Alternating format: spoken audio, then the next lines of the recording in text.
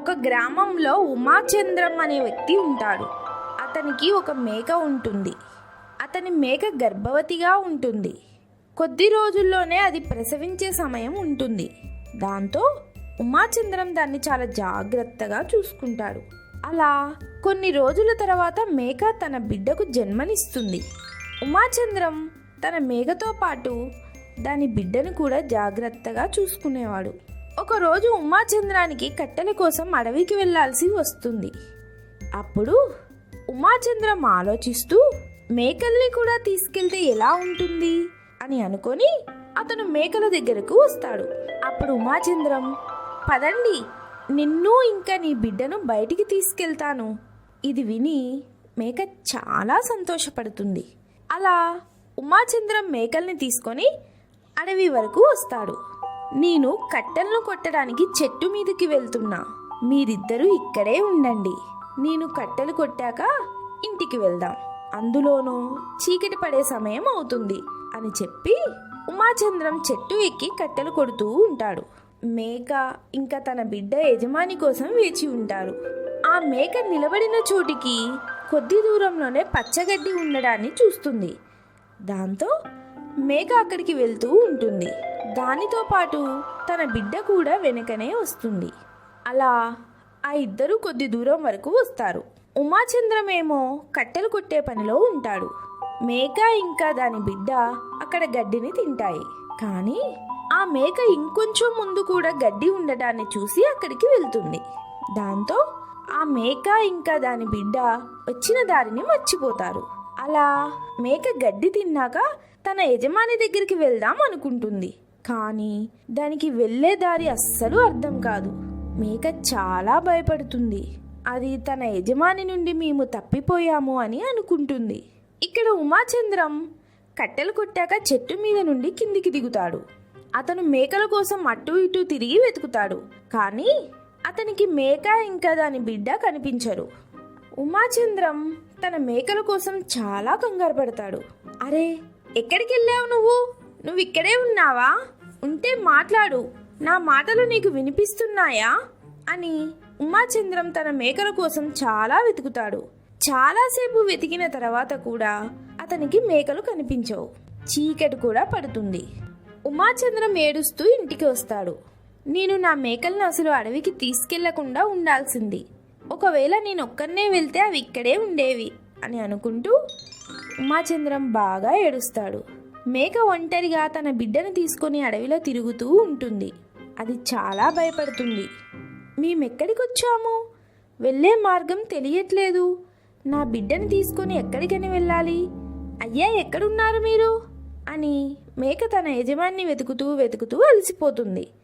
దాంతో ఒక దగ్గర ఆగుతుంది. తన బిడ్డ కూడా తల్లి దగ్గరికి వచ్చి నిలబడుతుంది. అక్కడ మేకకు క్రూరముగాల అరుపులు వినిపిస్తాయి. వాటి అరుపులు విని మేక చాలా భయపడుతుంది.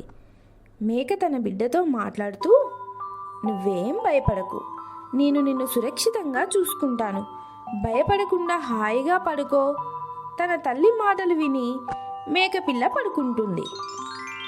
మేక తన బిడ్డకు ఏం కాకుండా కాపలా కాస్తుంది. ఉమాచంద్రం ప్రతిరోజు రాత్రి తన మేకలను కలిసి వాటికి ఆహారాన్ని ఇచ్చి పడుకోవడానికి వెళ్ళేవాడు.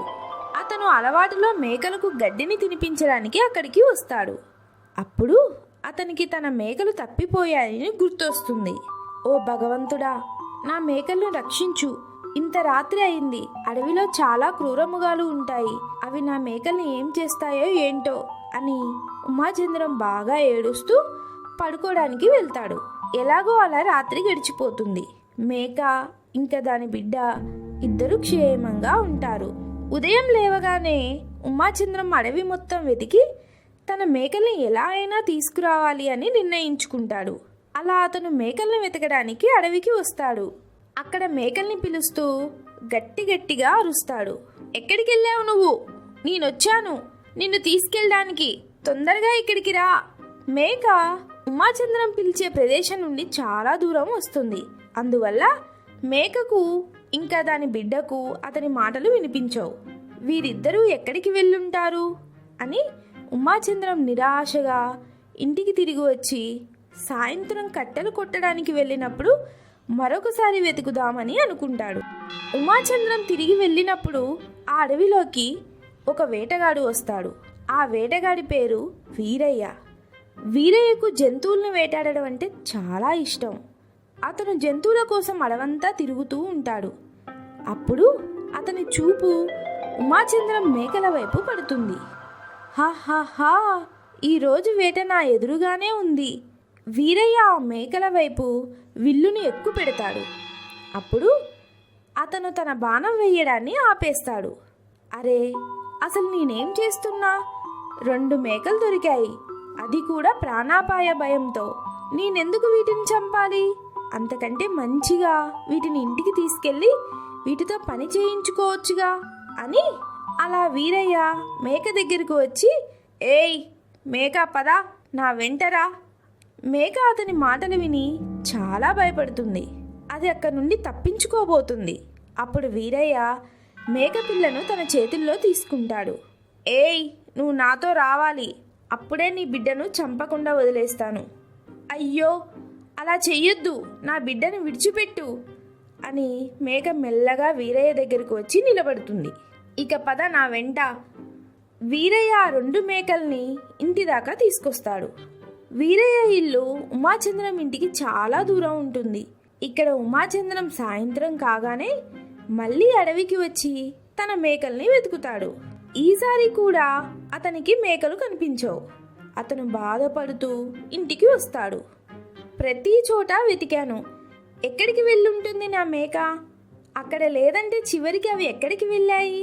ఇక్కడ వీరయ్య మేకల్ని తీసుకొచ్చాక వాటి పరిస్థితి చాలా దయనీయంగా అవుతుంది. రాగానే తింటున్నారు, ఎవరు తినమన్నారు నిన్ను? ఆగు చెప్తా నీ సంగతి అని వీరయ్య మేకను బాగా కొడతాడు. ఇక నుండి నా మాట వినకపోతే నీతో పాటు నీ బిడ్డను కూడా కొడతాను, గుర్తుపెట్టుకో. పాపం మేక బాగా ఏడుస్తూ, అయ్యో వద్దు వద్దు, నా బిడ్డను కొట్టొద్దు, మీరు చెప్పినట్టు చేస్తాను. ఏయ్ ఇటు చూడు, పట్నం నుండి కొంతమంది మేకపాలు అడుగుతున్నారు, నువ్వివ్వాలి, అది కూడా ప్రతిరోజు. నువ్వెలా ఇస్తావో నాకు తెలీదు. ఒకవేళ నువ్వు ఇవ్వకుంటే నిన్ను ఇంకా నీ బిడ్డను బాగా కొడతాను. మేక వీరయ్య మాట విని చాలా ఏడుస్తుంది. తన బిడ్డ కూడా తల్లిని చూసి అది కూడా బాగా ఏడుస్తుంది. దాంతో తల్లి మేక తన బిడ్డతో, ఏడవకమ్మా, నీ అమ్మని నేనున్నానుగా, నీకేం కానివ్వను, నువ్వెళ్ళి ఒక చోట కూర్చో, నిన్నెవ్వరూ ఏమనరు. వీరయ్య చాలా పాల సీసాలను తీసుకొస్తాడు. ఏయ్ తొందరగా వీటన్నిటిలో పాలను నింపు, అందరికీ అమ్మాలి. వీరయ్య మేక దగ్గర పాలన్నీ తీసుకుంటాడు. పాపం తన బిడ్డకు కొంచెం కూడా మిగల్చడు. వీరయ్య ఒక దయలేని మనిషి. అతనికి జంతువుల పట్ల కొంచెం కూడా దయ ఉండదు. ఎలా లాభపడాలని మాత్రమే చూస్తాడు. ఒకరోజు వీరయ్య మేక దగ్గరకు వచ్చి, ఇంటికి కొంత దూరంలోనే కొన్ని సామాన్లున్నాయి, వాటిని తీసుకురావాలి. నా ఒక్కడి వల్ల కాదు, నువ్వు పద నా వెంట అని వీరయ్య మేకను ఇంటి నుండి బయటికి తీసుకొస్తాడు. సామాన్లను మేక వీపు మీద పెట్టి కడతాడు. అయ్యో, ఇవి చాలా బరువుగా ఉన్నాయి. బరువుంటే ఏంటి, పదా పదా, తొందరగా పదా. వెనక నుండి వీరయ్య మేకను కొడుతూ ఉంటాడు. అయ్యో, మీరు నన్ను కొట్టకండి, నేను నడుస్తున్నాను. ఇంకొక్క మాట మాట్లాడకుండా ముందుకు పద. ఉమాచంద్రం ఇప్పటికీ అడవికి వెళ్ళి అక్కడ మేకల్ని వెతుకుతూ ఉంటాడు. కొన్ని వారాలు ఇలాగే గడిచిపోతుంది. వీరయ్య మేక పాలన్నింటినీ తీసి పట్టణంలో అమ్మేసేవాడు. వీరయ్య మేకకు సరైన ఆహారాన్ని కూడా ఇచ్చేవాడు కాదు. దాంతో మేక ఇంకా దాని బిడ్డ నీరసంగా అవుతాయి. ఒకరోజు ఉమాచంద్రం పని మీద వీరయ్య ఇంటికి దగ్గరలో వస్తాడు. మేకపిల్ల కిటికీలో నుండి ఉమాచంద్రాన్ని చూస్తుంది. దాంతో వెంటనే అది పరిగెత్తుకుంటూ ఉమాచంద్రం దగ్గరికి వస్తుంది. ఉమాచంద్రం దాన్ని చూసి చాలా సంతోషపడతాడు. అరే, నువ్వు ఇక్కడెలా ఉన్నావు? మీ అమ్మ ఎక్కడుంది? మేకపిల్ల బాగా అరుస్తూ ఉమాచంద్రాన్ని తన వెంట తీసుకొని వీరయ్య ఇంటి వరకు తీసుకొస్తుంది. వీరయ్య ఒక గదిలో నిద్రపోతూ ఉంటాడు. ఉమాచంద్రం వీరయ్య ఇంటి లోపలికి వచ్చి చూడగా తన మేక బంధించబడి ఉంటుంది. మేక ఉమాచంద్రాన్ని చూడగానే ఆనందపడి అతని దగ్గరికి వస్తుంది. అయ్యా, ఆ దుర్మార్గుడు గదిలోనే ఉన్నాడు. వాడు నన్ను ఇంకా నా బిడ్డను చాలా హింసించాడు. వాడు మమ్మల్ని అడవి నుండి తీసుకొచ్చాడు. దాంతో ఉమాచంద్రం వీరయ్య గారి దగ్గరికి వచ్చి గట్టిగా అరుస్తాడు. ఏయ్, ఎవర్రా నువ్వు? నా మేకల్ని ఇక్కడికి తీసుకొస్తావా? ఇవి నా మేకలు, విడిచిపెట్టి వీటిని. వీరయ్య, ఏంటి? ఇవి నీ మేకలా? ఇవి నాకు అడవిలో దొరికాయి, నా నుండే తప్పిపోయాయి. దీని అర్థం నువ్వు తీసుకుపోమ్మని కాదు. ఉమాచంద్రం తన మేకల్ని వీరయ్య దగ్గర నుండి తీసుకొని ఇంటికి వస్తాడు. నన్ను క్షమించండి, నేను మిమ్మల్ని సరిగ్గా చూసుకోలేకపోయాను. ఇక నుండి మిమ్మల్ని ఎప్పుడూ ఒంటరిగా విడిచిపెట్టను. ఇక అప్పటి నుండి ఉమాచంద్రం తన మేకలను మునుపటి కంటే ఎంతో జాగ్రత్తగా చూసుకుంటాడు.